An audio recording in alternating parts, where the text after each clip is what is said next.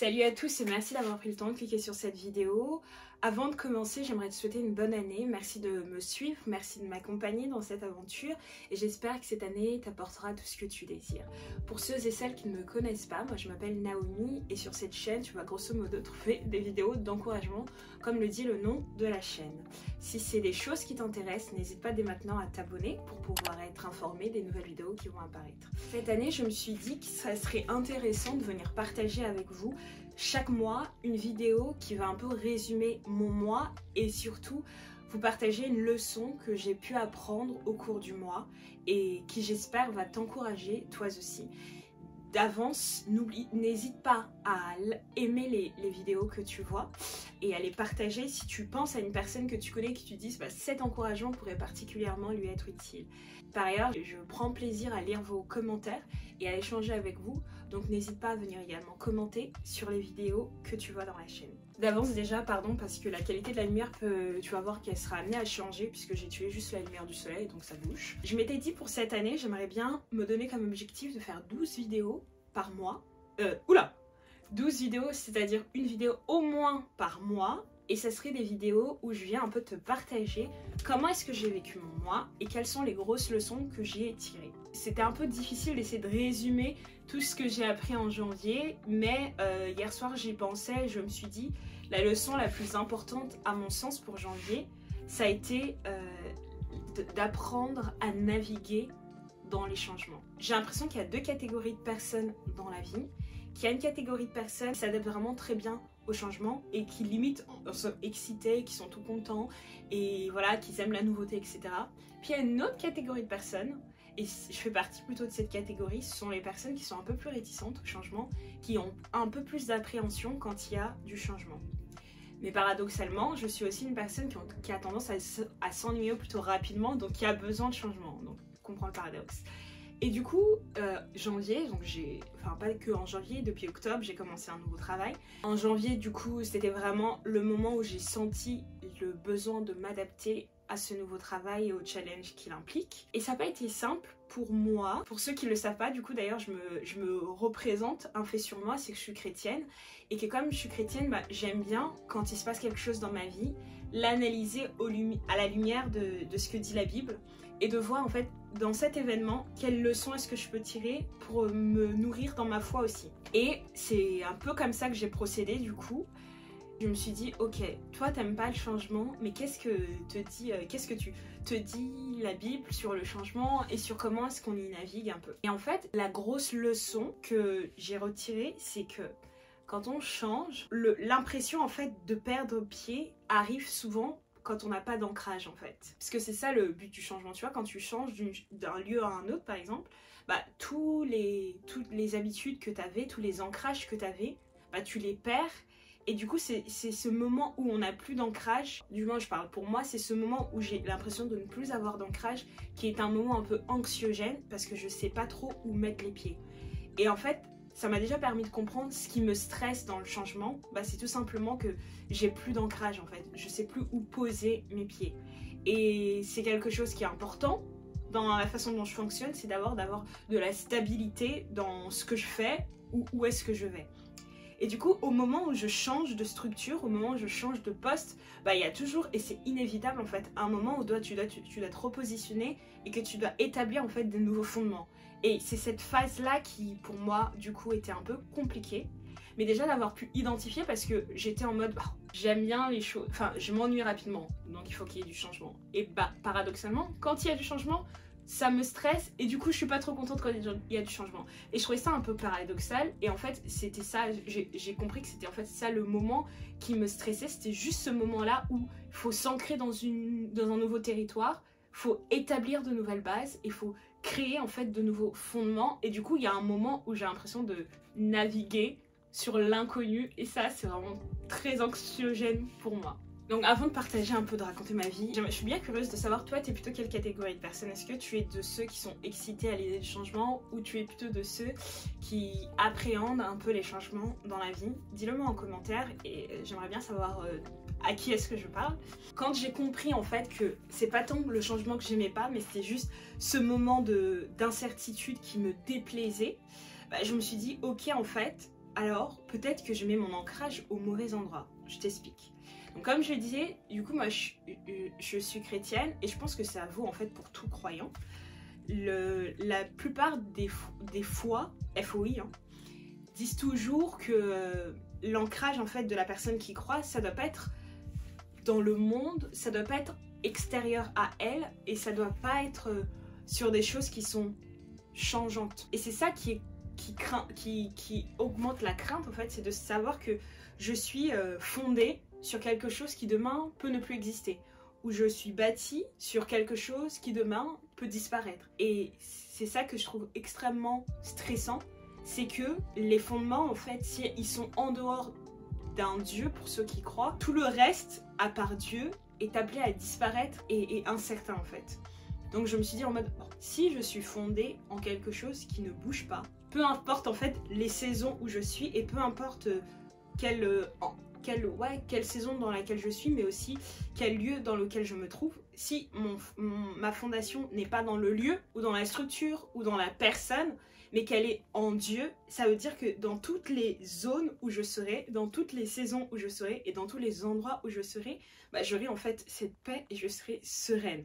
Parce que ça a vraiment été ça mon sujet, de pouvoir naviguer la nouveauté. C'est ok quand en fait tu sais que mon ancrage premier, parce qu'on en a plein d'ancrages, hein, mais mon ancrage premier est d'abord sur un être inamovible et sur une chose qui est certaine. Et dans la foi chrétienne, on dit que on est fondé en Christ et qu'il est, en fait, il est comparé à une pierre sur laquelle tu peux t'établir, tu vois. Et la pierre, c'est l'image de quelque chose qui est solide, de l'image de quelque chose qui peut te soutenir. Pour ceux que ça peut intéresser, en fait, il y a une parabole dans la Bible qui parle de 2 types de fondations sur la terre. Il y avait un homme qui a fondé sa maison sur le sable et il y avait un autre homme qui a fondé sa maison sur le roc. Pour celui qui a fondé sa maison sur le sable et pour celui qui a fondé sa maison sur le roc, la même chose est advenue, c'est-à-dire qu'à un moment, il y a eu une tempête et du coup, ils ont tous les deux été victimes de la tempête. Leur bâtisse, leur maison qu'ils avaient construite, ont tous les deux été secoués par la tempête.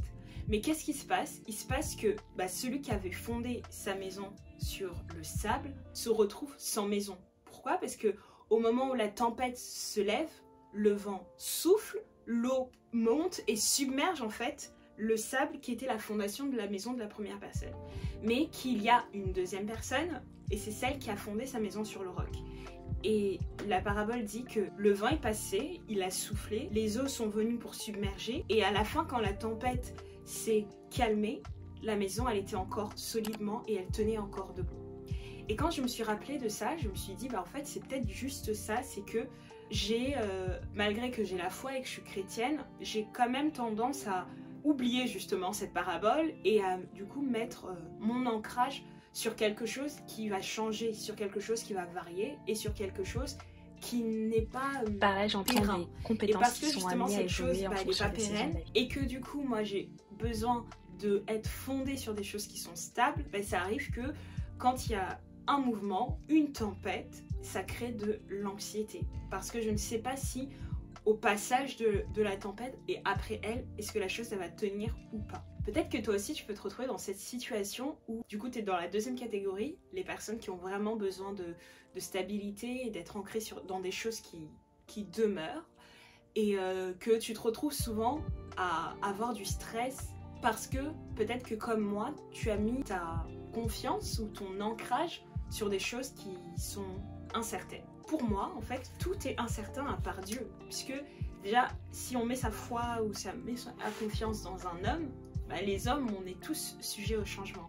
Donc celui qui s'appuie sur l'homme exclusivement, parce que je suis pas non plus en train de dire qu'il faut vivre une vie où tu ne crois pas en l'homme et que tu t'appuies pas en lui, mais que si tu es exclusivement appuyé ou que tu es exclusivement basé sur des hommes, tu peux pas être pleinement sereine parce que tu vois, tu sais jamais en fait. Cette personne, elle peut ne pas t'avoir lâché, elle peut juste ne plus être là ou plus être disponible pour toi.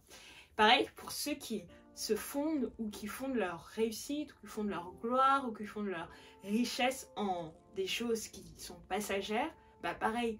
Par exemple, si tu fondes ta confiance dans l'argent, aujourd'hui tu peux avoir de l'argent, demain tu peux ne plus en avoir. Si tu fondes ta confiance sur toi-même, aujourd'hui tu peux être fort, mais demain tu peux devenir faible, tu vois.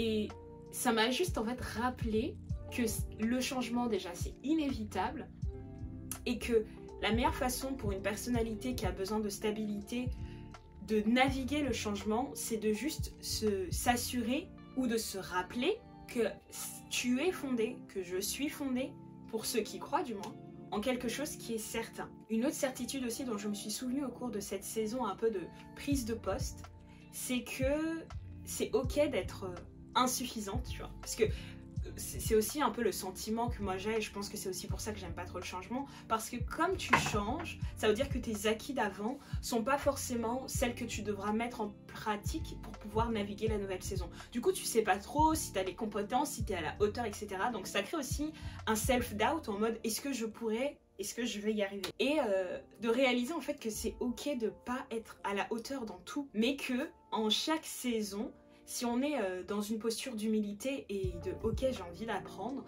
bah en fait tu vas apprendre et tu vas acquérir des nouvelles compétences. Donc de rentrer dans la nouvelle saison, pas avec l'appréhension, est-ce que j'étais un peu, est-ce que je serai capable de, est-ce que je vais y arriver, nanana, mais de dire bah je vais apprendre en fait. Et c'est ok de arriver et de pas pouvoir tout maîtriser et de pas pouvoir tout comprendre, mais je vais apprendre et je me mets dans une posture où je sais que je suis capable d'apprendre. On est tous capables d'apprendre en fait.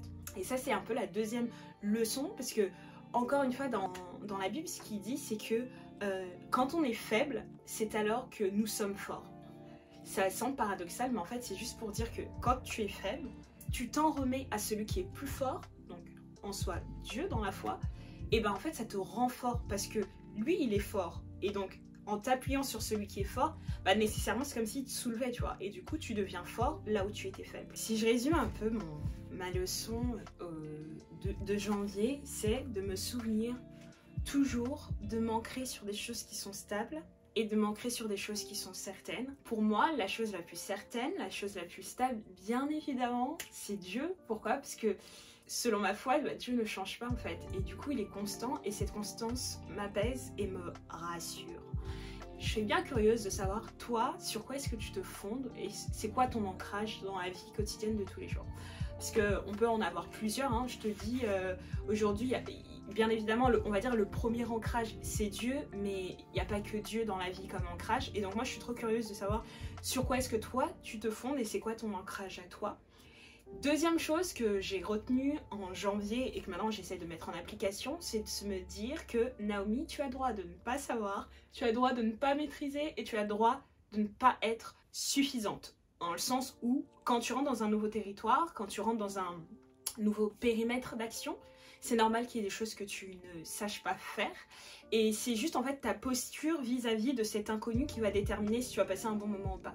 Si tu arrives et que tu es juste frustré parce que j'y arrive pas, ça c'est vraiment la posture dans laquelle j'étais, parce que genre je déteste ne pas comprendre, ça m'énerve quand j'y arrive pas et je deviens genre obsessive, il faut que j'y arrive.